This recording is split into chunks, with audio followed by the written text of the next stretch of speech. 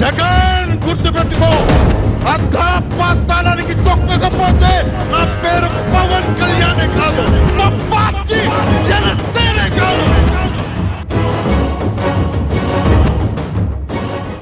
అధికారం, అహంకారం ఈ రెండు శక్తులకు ఎదురొడ్డి నిలబడాలంటే కేవలం ధైర్యం సరిపోదు, శక్తియుక్తులు రెండూ కావాలి. ఆ శక్తికి ప్రతిగా ఆవిర్భవించింది వారాహి.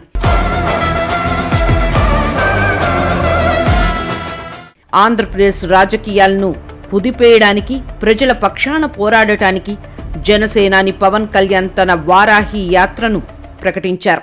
నేను నా వారాహిలో ఆంధ్రప్రదేశ్ రోడ్ల మీద తిరుగుతాను, ఎవరు ఆపుతారో నేను చూస్తాను. శత్రు సంహారానికి సిద్ధపడిన శక్తి స్వరూపంగా ఆ వాహనం రూపుదిద్దుకుంది.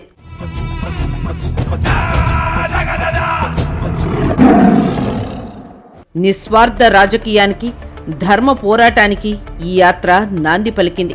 వారాహి యాత్రకు తొలి అడుగు ఆధ్యాత్మిక శక్తి కేంద్రం కొండగట్టు నుంచే పడింది. ఆంజనేయ స్వామి సాక్షిగా పవన్ కళ్యాణ్ పూజలు నిర్వహించి ధర్మరక్షణకై, ప్రజల సంక్షేమంకై పోరాటానికి బయలుదేరారు.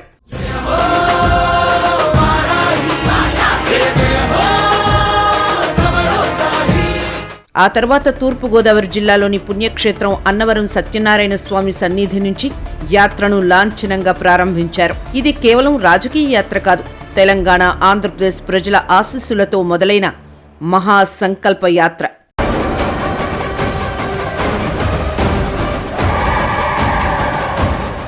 జనసేనాని వారాహి యాత్ర ప్రకటన వెలువడిన వెంటనే అధికార వైసీపీలో ప్రకంపనలు మొదలయ్యాయి. తమ గుట్టు బయటపడుతుందన్న భయంతో ప్రత్యర్థి నేతలు హెచ్చరికలకు దిగారు. ముఖ్యంగా అప్పటి మంత్రులు కొడాలి నాని, పేర్ని నాని వంటి వారు పవన్ కళ్యాణ్పై తీవ్ర విమర్శలు చేశారు. పవన్ కళ్యాణ్కు వ్యతిరేకంగా బహిరంగంగా సవాళ్లు విసిరారు. యుద్ధం చేయడానికి వ్యాన్లు కావాలా? రాజకీయాల్లో పోరాటం చేయడానికి వ్యానులతో అయిపోద్ది అనుకుంటే ప్రతోడు వ్యాన్ కొంటాడు. నాలంటి వాళ్ళు నేను ఒక వ్యాన్ కొట్టేసి నేను యుద్ధం చేయనండి. వ్యాన్కు డబ్బులు ఉన్నంత మాత్రాన, వ్యాన్ కొన్నంత మాత్రాన యుద్ధం చేస్తున్నట్టు కాదు. సినిమాల్లో అయితే ఎన్ని బాగుంటాయి. ఇప్పుడు బందరు ఏంది బొంగ, నువ్వు తిరిగితే ఏంది, తిరగపోతే అంటే మేము కొత్తగా రాజకీయాల్లోకి వచ్చావా? నువ్వు వచ్చి ఇట్టెట్టాను కానీ గంతులయ్యి కానీ కుసేపు మేడ తోడ రుద్దుకోగానే జనం పిచ్చాళ్ళా? నీ డ్రామాలు చూడలేదా? నువ్వు ప్యాకేజ్ తీసుకుని వచ్చి చంద్రబాబు నాయుడు తరఫున మాడతావు నీ రాష్ట్ర ప్రజలకు తెలవదా? నువ్వు వచ్చింది ప్యాకేజీ కోసం కదా. ఏం చెప్తాడు? అర్థం బద్దం లేని మాటలు. రైతులకు 35,000 ఇవ్వాలి, లేత అసెంబ్లీ ముట్టడితో నీ చేతనేం చేసుకో. ఎన్ని కుట్రలు చేసినా వారాహిని ప్రజల ముందుకు తీసుకురావాలనే సంకల్పాన్ని ఎవరూ ఆపలేకపోయారు.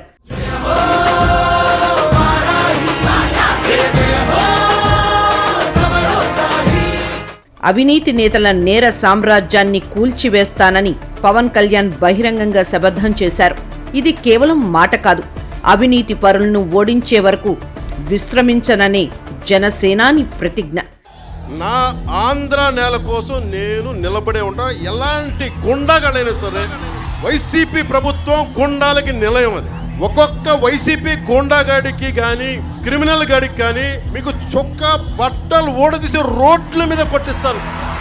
ఒక్కొక్క గుండాగాడికి చెప్తున్నా, శ్రీపాద శ్రీవల్లభుడి సాక్షిగా చెప్తున్నా, బట్టలు ఓడదీసి కొట్టిస్తాను ఒక్కొక్క వైసీపీ గుండాగాడి.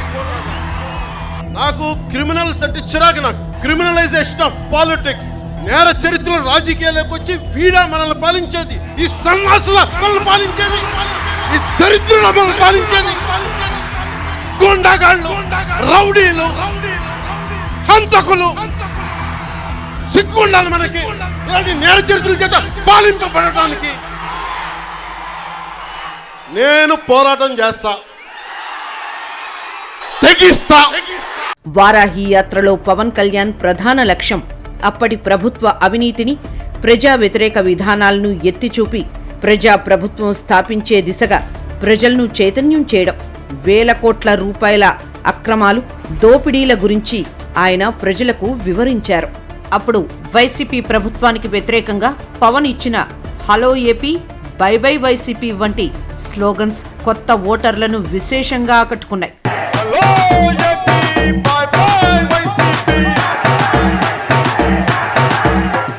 అభివృద్ధిని విస్మరించి రాష్ట్రాన్ని అప్పుల కుప్పగా మారుస్తున్న తీరును ఎండగట్టారు. రాజధానిని మార్చటం, నేరాలు పెరిగిపోవటం, తాము ఏ విధంగా రాష్ట్రాన్ని పునర్నిర్మిస్తామో వివరించటం పవన్ పై ఏపీ ప్రజలకు పూర్తి నమ్మకం కలిగించాయి. రాష్ట్రంలో విస్తృతంగా పర్యటించి వారాహి యాత్రను విజయవంతంగా పూర్తి చేశారు. లక్షలాది మంది ప్రజలు, జన సైనికులు ఈ యాత్రలో పవన్ కళ్యాణ్ కు అండగా నిలబడ్డారు. ఈ యాత్ర జనసేన శక్తిని, పవన్ కళ్యాణ్ నాయకత్వ సామర్థ్యాన్ని నిరూపించింది. జనసేన మీ సేన, సామాన్యుల సేన, మన భారతదేశపు సేన.